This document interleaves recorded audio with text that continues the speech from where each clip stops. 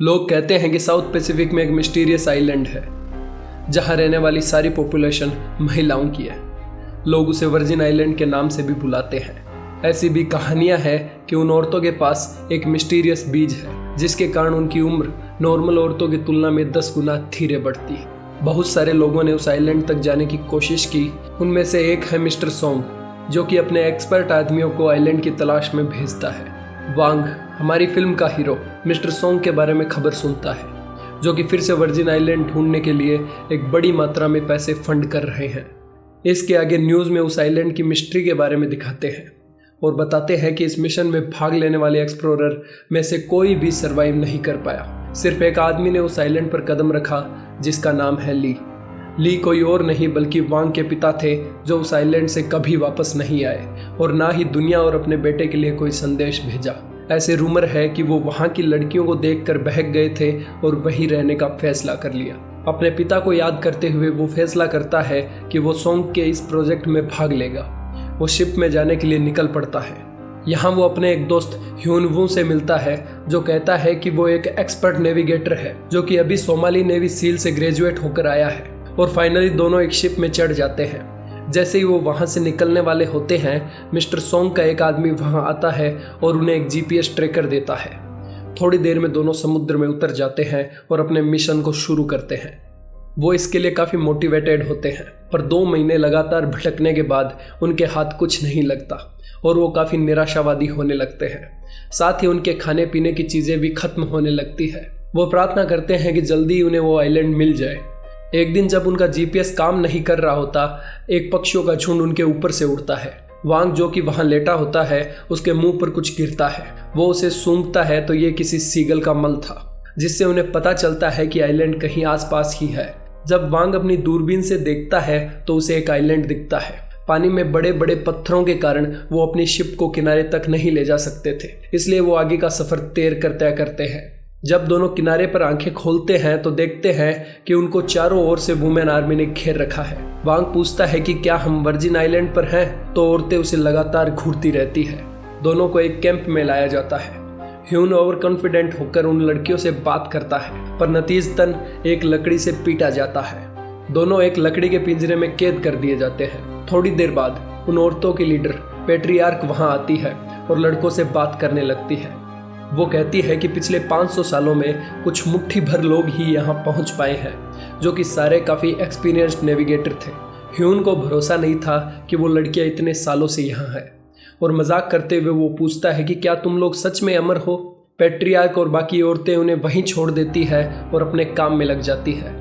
उनके जाने के बाद वांग एक चाकू निकालता है और रात होने पर दोनों पिंजरे से निकल जाते हैं। वांग उन लोगों के बारे में और जानना चाहता था। वहीं ह्यून यहाँ से निकलने के बारे में कहता है। ह्यून जंगल की ओर भागता है ताकि वहां से कोई निकलने का रास्ता ढूंढा जा सके।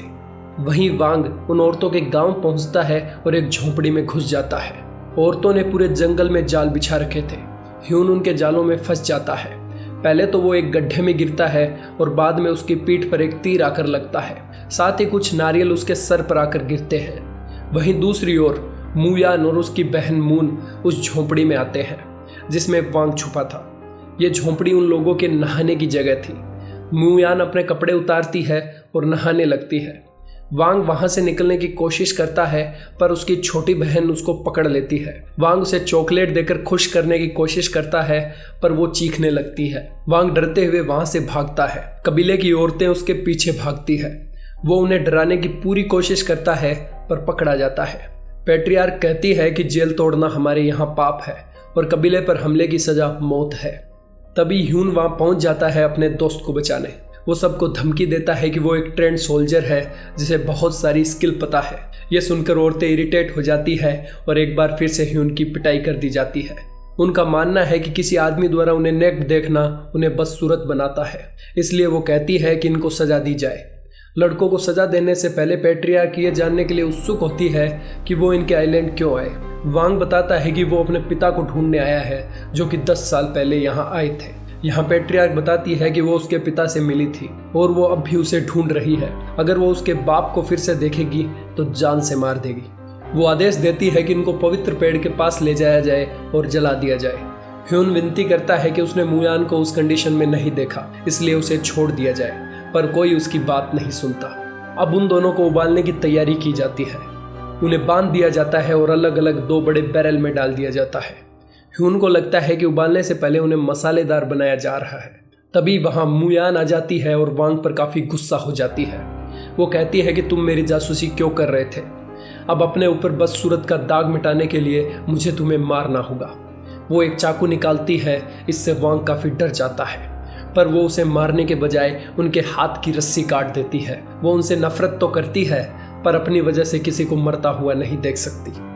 दोनों जंगल के रास्ते से निकलने लगते हैं, पर उनके बिछाए जाल में फिर से फंस जाते हैं। अगली सुबह उनको फिर से पकड़ लिया जाता है और पवित्र पेड़ के सामने बांध देते हैं।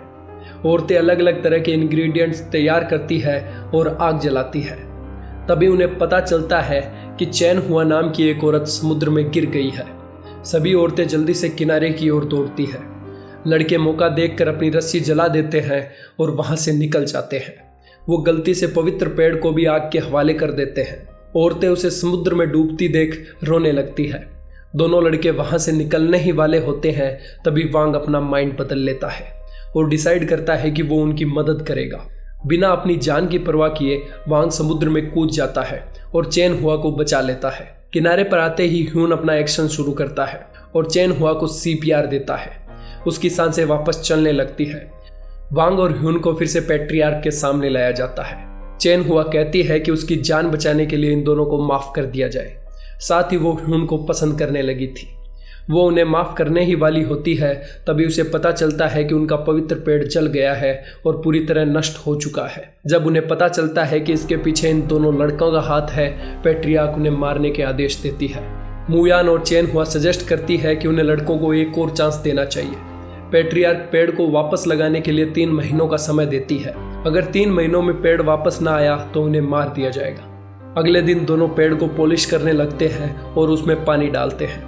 धीरे धीरे वो उन सब लड़कियों के करीब आने लगते हैं और उनकी डेली लाइफ में काफ़ी मदद करने लगते हैं। वांग और ह्यून बड़ी मछलियां पकड़ते हैं और उन्हें सब्जियां उगाना सिखाते हैं। चैन हुआ ह्यून के अटेंशन के लिए पूरी कोशिश करती है। वो डेली उसके लिए फूल लेकर आती है।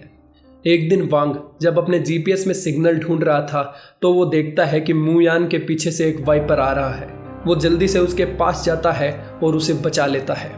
दोनों जमीन पर गिर पड़ते हैं तो वो बताती है कि ये मेरा पेट है। उसी दिन वांग और ह्यून देखते हैं कि वो पेड़ फिर से हरा होने लगा है। रात में सब औरतें लड़कों के साथ सेलिब्रेट करती है और डांस करती है। वही वांग देखता है कि मुयान अकेली डांस कर रही है और अपनी जिंदगी का पूरा आनंद ले रही है। वांग उसे और उसके कबीले को सुरक्षित रखना चाहता है। थोड़ी देर बाद मुयान उसके पास आती है और अपने कबीले की हिस्ट्री के बारे में बताती है। वो कहती है कि पुराने टाइम में पूरे औरतों के कबीले को डाइनो का कबीला कहा जाता था। वो अछूत वंश वृद्धि द्वारा उत्पन्न हुए हैं। वो बाकी इंसानों से अलग नेचर के सबसे क्लोज हैं और युआन नाम के बीज की रक्षा करना उनकी जिम्मेदारी है, जिसमें जीवन के कई रहस्य छुपे हैं। प्रकृति और जिंदगी के बीच बैलेंस बिठाना ही उनका काम था। इंसानों की भूख दिन प्रतिदिन बढ़ती गई और जब उन्हें युआन के बारे में पता चला तो उन्होंने हमारे कबीलों में कत्लेआम मचाना शुरू कर दिया। इस बीज की रक्षा के लिए कबीले की सबसे जवान लड़की को यह दे दिया गया और कहा गया कि जितनी दूर तुम भाग सकती हो लेकर भाग जाओ। लड़की का पूरा परिवार मारा गया, पर वो वहां से निकल गई। वो एक आइलैंड पहुंचती है और जब सुबह उठती है तो देखती है कि जिस बीज की वो रक्षा कर रही थी वो वहां फैल चुके हैं। धीरे धीरे वो बड़ी होती गई और नया कबीला इन बीजों की रक्षा के लिए आता रहा। मुयान बताती है कि वो लड़की कोई और नहीं बल्कि पैट्रियार्क खुद है। अगली सुबह वांग को वो एक जगह लेकर जाती है जहां उसने अंतिम बार उसके पिता को देखा था। वांग को वहां अपने पिता का एक बॉक्स मिलता है जिसमें उन्होंने कबीले में बिताए अपने समय के बारे में लिखा था। वो लिखते हैं कि यहाँ की पवित्रता, दयालुता और मासूमियत को बचाए रखने के लिए मैंने कभी वापस रिपोर्ट नहीं किया, क्योंकि मॉडर्न लोगों की भूख इन्हें तबाह कर देगी। वो उसमें वांग के बारे में भी लिखते हैं और आशा करते हैं कि वो इनके लिए हुए डिसीजन को समझेगा। अगले सीन में वांग GPS ट्रैकर को डिस्ट्रॉय कर देता है। जब वो वहां से जाने लगते हैं तो उन्हें GPS से एक बीप सुनाई देती है। मिस्टर सोंग को आइलैंड की लोकेशन का पता चल जाता है। वो जल्दी से पैट्रियार्क के पास जाते हैं और आइलैंड छोड़ने के लिए कहते हैं, क्योंकि मिस्टर सोंग उस बीज को लेने निकल पड़े हैं। वो सब प्लान बनाते हैं कि वो आने वाले आदमियों को चारा डालेंगे और एक एक करके सबको पकड़ लेंगे। जल्द ही मिस्टर सोंग अपने आदमियों के साथ वहां पहुंच जाता है और 4 आदमियों को आइलैंड चेक करने के लिए भेजता है।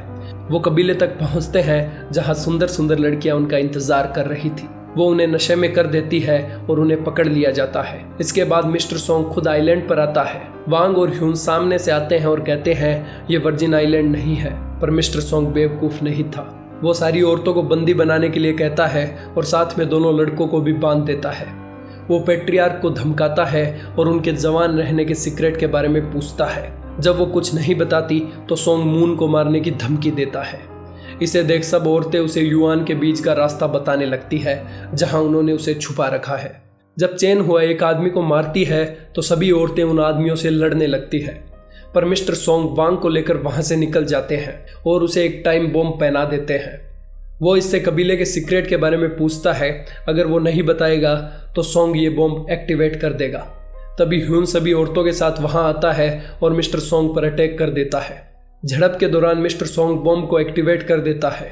वांग जान गया था कि इस कबीले की रक्षा के लिए उसे अपनी जान देनी होगी। वो समुद्र की ओर भागने लगता है। भागते हुए उसके दिमाग में कबीले से जुड़ी यादें आती हैं। साथ ही याद आता है कि उसके डैड ने भी इन लोगों को बचाने के लिए बलिदान दिया। वो समुद्र के अंदर जाता है और एक जोरदार धमाका होता है। मुयान और सारी औरतें रोने लगती है। स्क्रीन ब्लैक होती है। आगे हमें दिखता है कि वांग वापस किनारे पर आ गया है। ऐसा लगता है कि इस मैजिकल आइलैंड ने उसे पुनर्जीवित कर दिया है उसके सेक्रीफाइस के लिए। इसी के साथ फिल्म खत्म होती है। अगर आपको हमारी एक्सप्लेनेशन पसंद आई हो तो सब्सक्राइब करें हमारे चैनल मूविक्स हिंदी को। धन्यवाद।